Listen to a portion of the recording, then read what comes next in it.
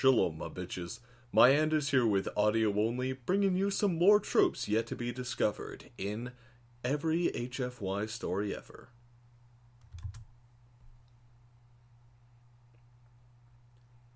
The new Imperial Governor of Earth, Ruva, leaned back in his chair, gazing out at the skyline below. His gaze wandered back after a moment, and he steeped his claws together. He took a deep breath before asking the high-ranking officials around him. "How long has it been this bad?" "Since day one, sir," the security overseer answered. Fatigue lined the underside of her compound eyes, which had started to peel. With a tap of her datapad, she brought up a recording with a timestamp of 10 years ago. Human ships burned at sea. Columns of smoke poured out of nuclear missile silos, and jets were effortlessly shot down by the superior alien fighters. "To be blunt, sir, we spanked them. This planet's civilization collectively surrendered within 48 hours of initial strikes." The governor shrugged. "So how have we gone through 16 governors before me?" Before the overseer could answer, a human kicked in the ultra-dense metal doors. With a knife in his teeth and wearing a bandolier that wasn't even carrying bullets, it charged forward and picked up one of the staff. It kept going, smashing through the window with the screaming chief scientist. The human was screaming too, just to feel included. When they could no longer hear the wailing, the overseer pointed towards the shattered glass. "That's why. It probably thought Krish was actually you just now." The governor threw up his arms. "That was suicide!" A claw was raised. The director of resources stood up. "Yes, that's more or less the point. We—" The human that had just attacked then jumped back up through the broken glass, grabbed the director, and threw him out the window as well. The human was then incinerated by the blaster fire of the slightly more on guard Xenos. The vice director gave small thanks to his patron god, then sidewalked over where the director had been. "What my superior was trying to say was, we have been observing humans for about 60 years before the invasion. Intelligence assumed it would be a standard occupation until the world could be granted equal status in the Empire. But, The overseer interrupted. The natives didn't take losing so well. That's when it got weird." One of the other officers piped in. "And that's when it got weird. We saw..." The officer was interrupted by being on fire. Everyone in the room did a double take before noticing a wild-eyed human before him. The human threw away her lighter and empty gas can before flipping everyone off. "Scorched earth, some bitches!" she screamed, lifting up her automatic firearms and firing them on the way out. As soon as she had left, one of the petty officers stumbled into the room, claws clutching the massive bloody spot on his uniform. He looked down at his wound in disbelief.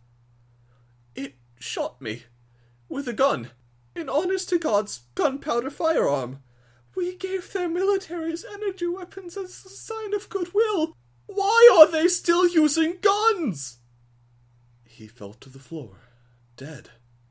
Before anyone could react, a human still in its pajamas lazily shuffled into the room, mumbled something about persistence hunting, and then stabbed the head engineer in the eye with a spear. The overseer tried to shout over Gog's screams. "The really messed up thing is that this is a slow day." Ruva grunted. "This is getting dangerous. What's the leader of this native nation called?" "The president." "Right. Please put me in contact with him." "That won't be possible, sir." "Why?" "The president and his 20 immediate successors were in one of the human cities." "And?" "And one of our citizens was in that city on vacation. In response, the natives burned it down entirely." "Scorched earth, some bitches!" a voice cried out from several floors below them. The governor could only respond by burying his face in his limbs. I will never understand what value the Emperor saw in this planet. With a slight slam on the desk, he looked up. All right, damage control.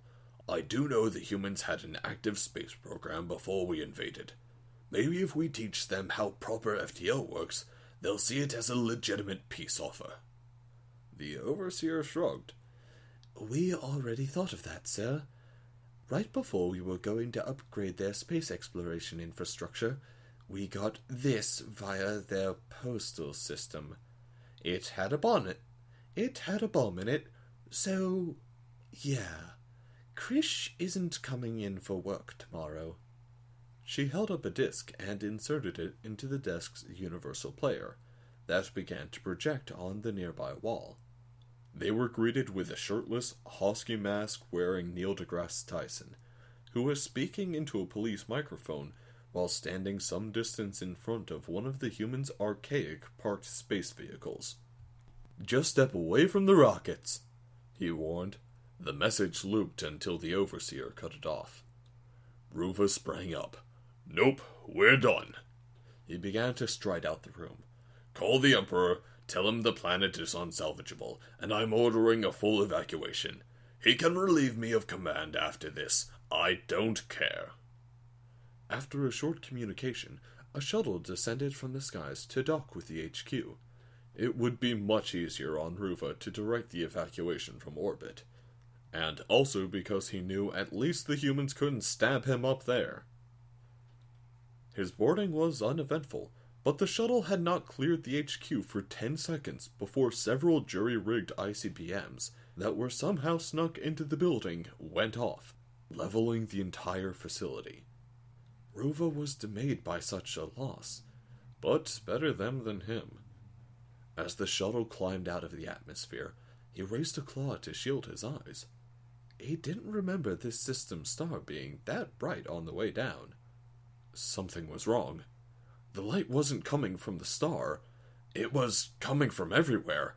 He forced himself to the window, and his segmented jaw went slack. Fire! Space was on fire! The void itself was being consumed by flames, and it was already starting to turn the shuttle's metal interior red. In the middle of the orange blaze, there was something moving. He leaned in. He saw a familiar figure dumping ever more gasoline into the vacuum, fueling the inferno. She looked up and smiled. Scorch space, some bitch!